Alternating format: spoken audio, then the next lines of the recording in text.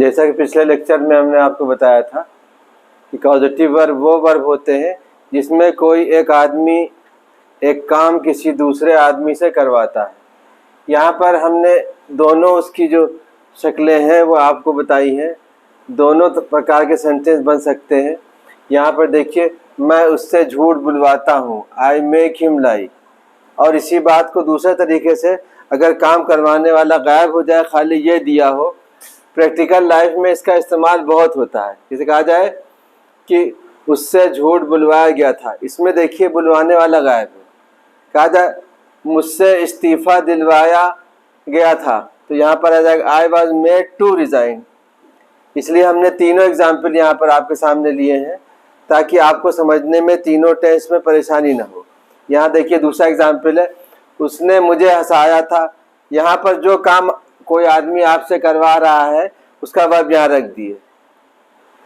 उसने मुझसे माफ़ करवाया था, उसने मुझसे पिटवाया था, उसने मुझसे धुलवाया था, तो ही मेड मी वॉश। फिर यहाँ फ्यूचर में आ जाइए, तुम उनसे माफ़ी मंगवाओगे, you will make them apologise. Apologise माने होता है माफ़ी मांगना, और एक्सक्यूज़ माने होता है माफ़ करना। एक्सक्यूज़, कंडोन और पार्डन, ये सारे तीन वर्ड है माफ़ करने के लिए। माफ़ी मांगने के लिए सिर्फ यही एक वर्ड है।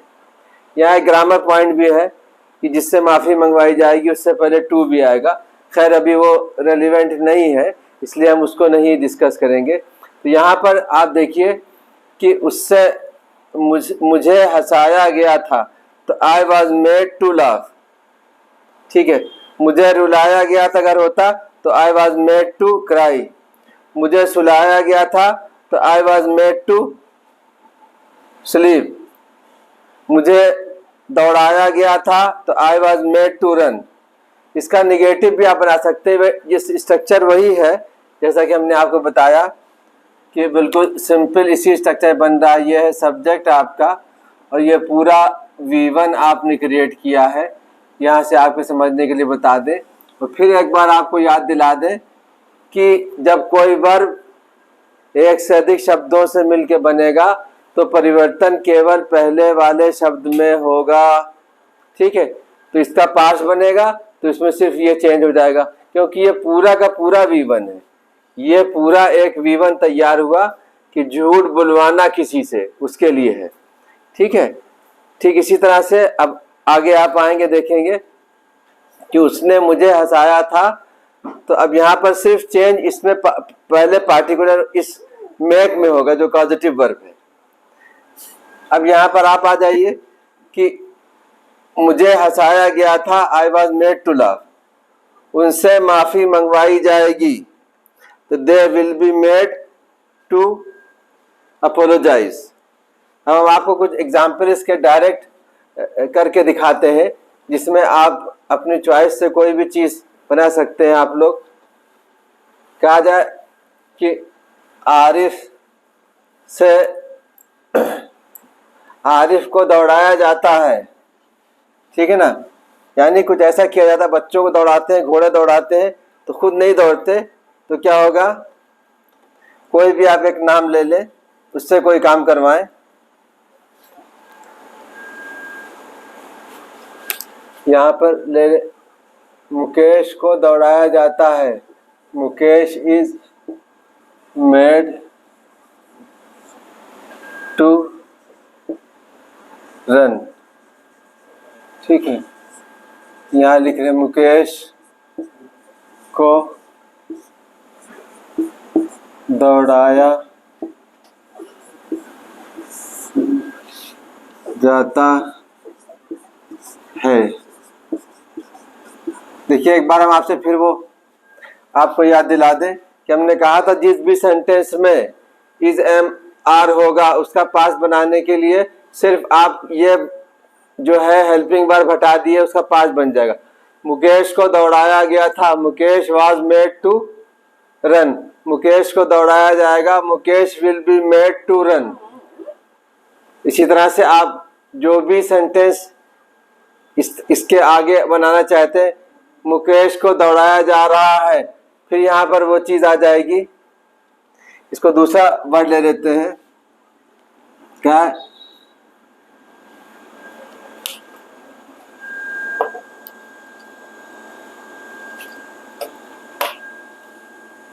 Blue one.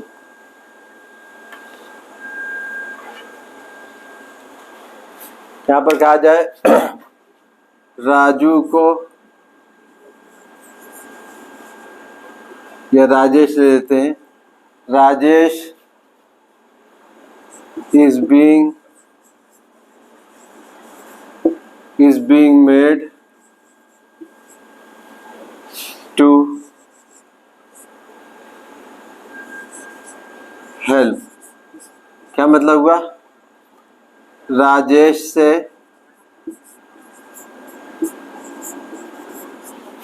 मदद करवाई जा रही है,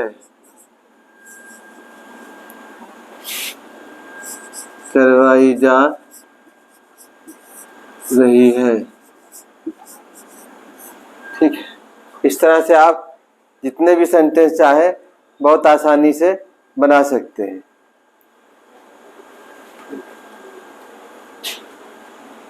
यहाँ हम बताने जा रहे हैं आपको कि जो एक पॉजिटिव वर्ब ये था मेक और कॉज नंबर 1 और नंबर 2 पर, पिछले लेक्चर में आपने देखा होगा 29 में। दूसरा है गेट। यहाँ देखिए अंतर क्या है। ये स्ट्रक्चर आप जो है स्टडी कर चुके हैं, इससे सेंटेंस बना चुके हैं, बना रहे हैं और बना लेते हैं। यहाँ हमने इसलिए रखा है कि ताकि दोनों को एक साथ रख करके बहुत आसानी से उसके अंतर को समझा जा सके और उसमें तुलनात्मक क्या अंतर है वो आप स्वयं से देख सकें। अब यहाँ हम सेंटेंस बनाने जा रहे हैं। आई मेक राहुल, हमने यहाँ प्रोनाउन नहीं लिया है, सीधे हम डायरेक्ट नाम ले लेते हैं ताकि आपको समझने में, अगर हम इसका प्रोनाउन लेंगे तो हिम कर देते हैं, लेकिन नाम से ज़्यादा समझ में आएगा इसलिए नाम को लिया जा रहा। I make him Rahul beat. और यहाँ पर क्या है? I get Rahul beaten. बहुत मामूली सा अंतर है लेकिन बड़ा अंतर है, बात इसमें काफ़ी फर्क हो जाता है। मैं, हिंदी क्या है? मैं राहुल से पिटवाता हूँ। यहाँ पर देखिए, मैं राहुल को पिटवाता हूँ।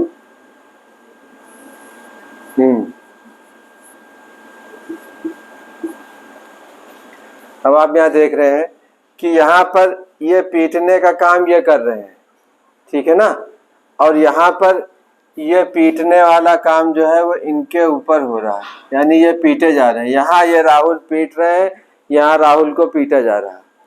तो इस अंतर को आप आसानी से समझ सकते हैं कि जब गेट वाला जो स्ट्रक्चर है इसमें वर्ब की थर्ड फॉर्म लगती है और इस वर्ब का इफेक्ट जो है इस पर आता है, ये बीच ही में रखा जाता है और ये इस वर्ब, ये जो है यहाँ पर ये काम करता है और ये वर्ब का इफेक्ट जो है वो इसी पर रहता है जो ये काम कर रहा है। अगर इससे कोई काम आगे कराया जाए, उदाहरण के तौर पर मैंने तुमसे इस्तीफा दिलवाया था, तो क्या हो जाएगा? बल्कि आप और इजी एग्जाम्पल आप ले लेते हैं। वह मुझसे he makes me write a letter. वह मुझसे एक पत्र लिखवाता है। यहाँ इसकी हिंदी नहीं लिखी जाएगी, आप इसको खुद से समझ सकते हैं, बाद में लिख देंगे। अब यही काम जो है लिखवाने का इसके ऊपर होगा, तो अब ये बीच में ऑब्जेक्ट की शक्ल में आ जाएगा कि he gets a letter return.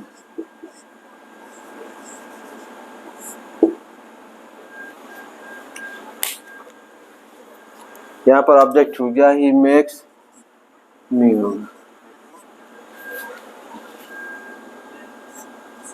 वह मुझसे एक पत्र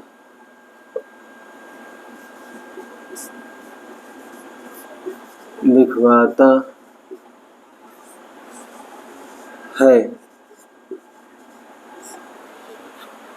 यहाँ किससे लिखवा रहा है, यहाँ ये बात नहीं आएगी दूसरा सेंटेंस में, बस जो पत्र लिखवाया जाता है वह एक पत्र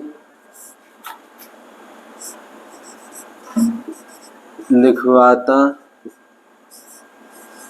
है। ठीक है, अब डिफरेंट टेंसेस में आप अपने हिसाब से इस चीज़ को बना सकते हैं, और with this example you can do a lot of practice, or it is enough for today, and in the next